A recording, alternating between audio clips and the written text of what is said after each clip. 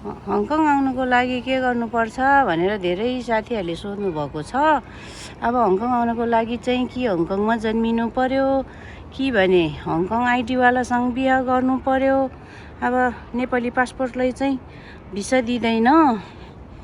Indian passport निकालेर आउने पनि धेरै दिदीबहिनीहरू हुनुहुन्छ, तर अहिले चाहिँ एकदम कडा छ। यहाँ आएर पनि इन्डियन एम्बेसीले हेरिरहेको छ, छानबिन गरिरहेको छ, पक्रेको पनि छ। इन्डियाको एयरपोर्टबाटै पनि फर्काउँदैछ नक्कली आधार कार्ड, के अरे नक्कली पासपोर्ट, नेपाली नागरिकता सबै फेला पारेको भनेर न्युजहरूमा सुनिरहेको छौँ। त्यसैले एकदमै सतर्क हुनु होला।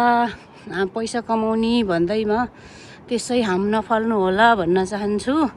अब आफू चाहिँ गएर डलर कमाउने, अब हामीलाई चाहिँ नआओस् जस्तो गर्ने भनेर पनि धेरैजनाले गुनासो गर्नुभएको छ। त्यस्तो होइन, सबैले कमाउनु पर्छ, सबै राम्रो राम्रो ठाउँमा जानुपर्छ, तर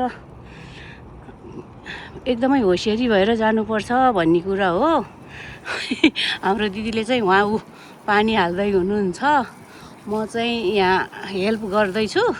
त्यसैले अहिले फुर्सदमा चाहिँ सानो भिडियो रेकर्ड गरेको, यसो सम्झनको लागि भनेर।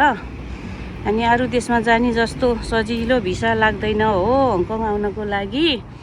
त्यसैले आइडीवाला खोजेर बिहा गर्नु होला।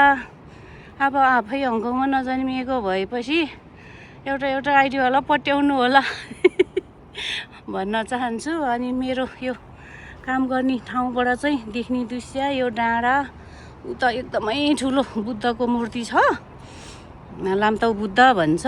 अलिक उताबाट केबल कार लाग्छ, गाडीहरू पनि लाग्छ।